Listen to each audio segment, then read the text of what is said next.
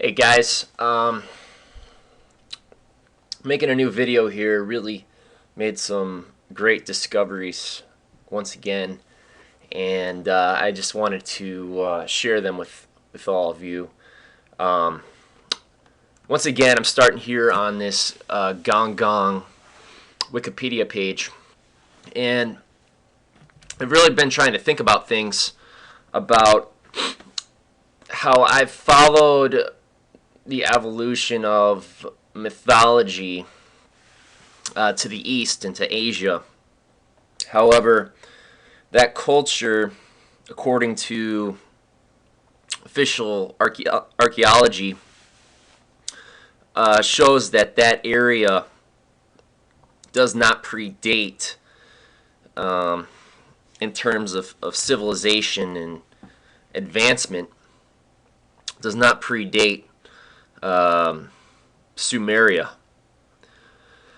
And so I was struggling trying to figure out how to put this together. And one of the reasons I felt that Gong Gong, which is Chinese mythology, was an older mythology was because of the additional information of the water dragon, serpent beast, and how he was associated with the flood. And I really felt like that was a key part of the story that had been lacking in some of the Sumerian and Babylonian and other myths. And so I decided to dig a little deeper into it, and I went further east. I went to Japan, and a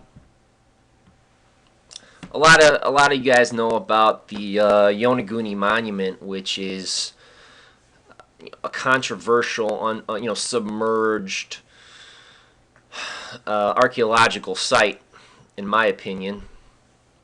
And there are straight lines and right angles everywhere. And then at the top is a figure that resembles a turtle, a sea turtle, or a tortoise, which is heavily important in the Asian mythologies, and even in the myth of Gong Gong, the goddess Nua is involved in cutting off the legs of the giant turtle Ao, using them to support the heavens. So I went and started looking at a little bit of Japanese mythology, and I came across the god Ibisu, who is a water god and a god the fishermen would pray to. And here's a statue or a sculpture of Ibisu, and you can see he's got the fish on his back, and it's very a similar image that you would see depicted of Dagon, the Sumerian mythological figure, or I'm sorry, the Babylonian mythological figure. He is a Phoenician, Amorites. You know, he's got that image. Even if you think of the hats that you'll see worn by the Pope, represent that fish deity. And if you see some of the images, it'll show the fish, actual like a fish helmet they'll be wearing, with the rest of the fish draped down their back.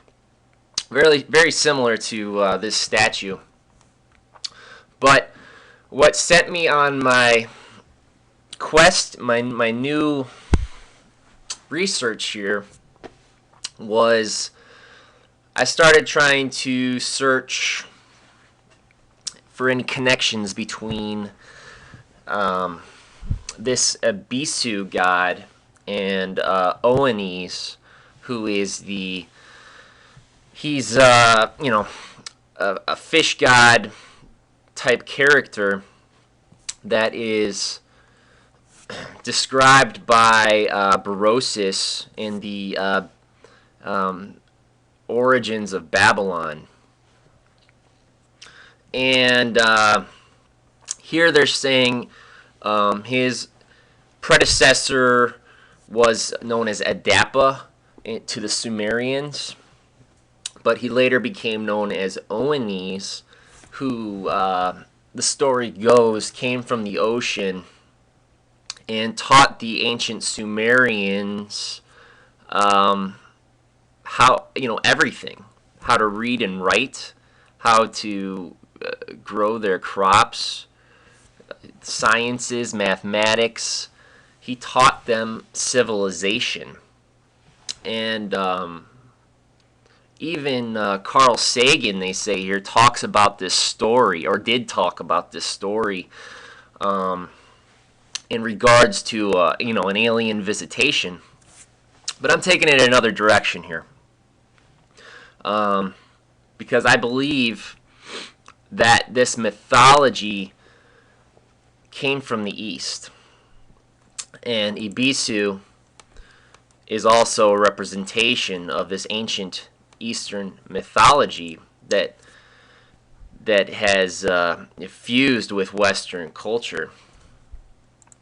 The point where they said that Oannes visited the ancient Sumerians was at the ancient site of Eridu, which they say is the oldest Sumerian city known. And if we look at these pictures here, we can see Eridu was right on this ancient sea here and right off the river. Now, if we just go to Google Earth real quick, we'll see Eridu here, and we can see that this is now all dried up. It's no longer accessible to the Persian Gulf. But we can also see that how close this is to our line here, which I've shown in my other videos the importance of. But we can see the connections that once existed, and there was once a bay here which had access and now has dried up. You can see this tradition carry on into Dagon.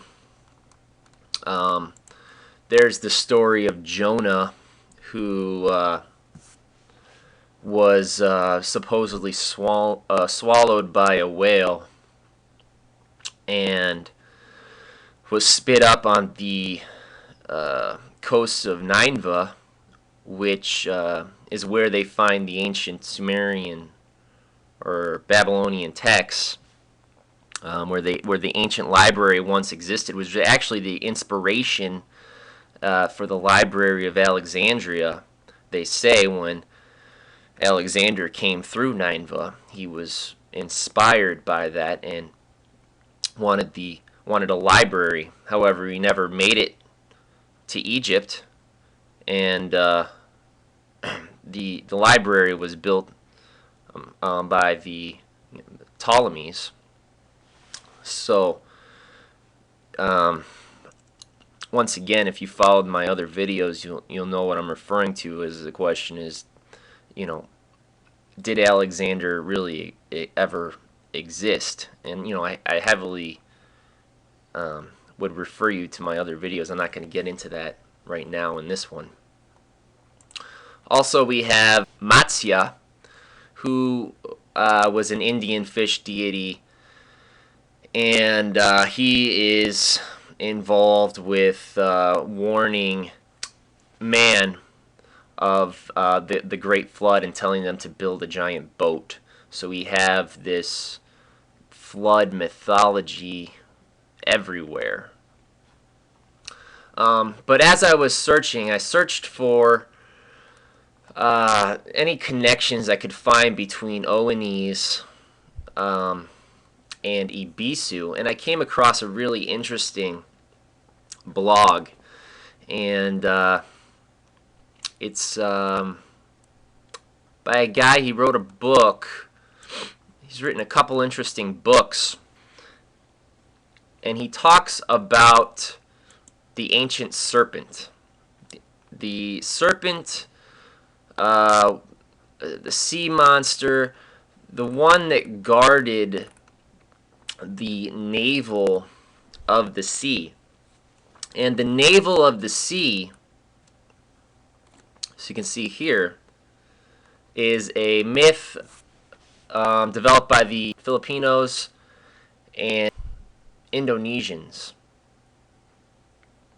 And they believed that this ancient sea monster that guarded the navel of the sea was responsible for the great flooding in the area. And this once again matches our information that we're finding all over the world of a great flood catastrophe. And if I take you back to Google Earth, I've shown this in my other video, we can see this area here is very shallow, and at one point during the Ice Age, this was exposed land, and you also had the Yonaguni Monument here exposed, and this was about 12,000 years ago. So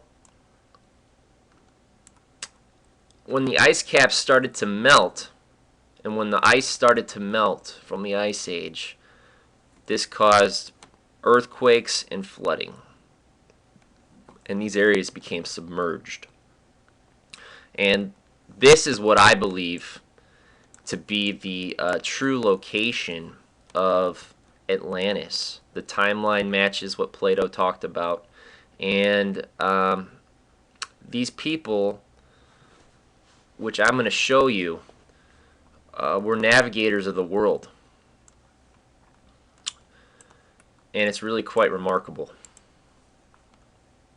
So he talks about this navel of the sea and its correlation with the Great Flood and the sea monster that we find in all of our mythologies, and we find our solar hero always battling this sea monster, particularly in the Western mythologies.